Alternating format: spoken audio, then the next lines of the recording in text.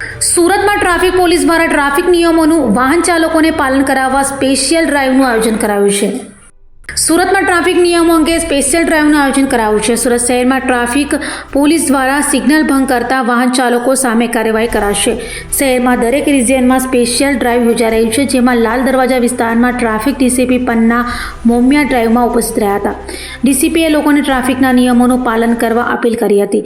Traffic signal ઉપર stop line ઉપર જ વાહનો ઊભા રાખવાની સમજ આપી સાથે ટ્રાફિક સિગ્નલ ઉપર ડાબી બાજુની જગ્યા ખુલ્લી રાખવાનું સૂચન કર્યું હતું અને જો હવેથી વાહન ચાલકો સિગ્નલ ભંગ કરશે તો દંડ ફટકારશે તેમ જણાવાયું હતું. સુરત શહેરમાં અલગ અલગ જંકશન ઉપર ટ્રાફિક ડ્રાઇવનું આયોજન કરવામાં આવેલું છે. આ ડ્રાઇવ અંતર્ગત જ્યાં મોટા જંકશન છે ત્યાં લોકોને અવેર કરવા માટે આખી ટીમ અમે લોકો રાખીએ છીએ. હાલમાં અમે લોકો અહીંયા લાલ દરવાજા ખાતે ઉપસ્થિત છીએ. બેનર્સ અને માઇક દ્વારા લોકોને એજ્યુકેટ કરી રહ્યા છે.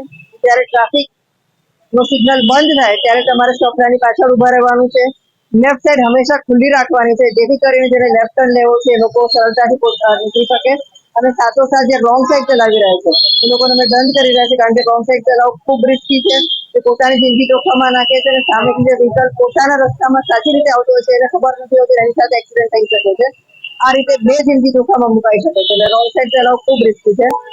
અહીંયા અમે લોકોને એજ્યુકેટ કરી રહ્યા છીએ, અવેર કરી રહ્યા છીએ.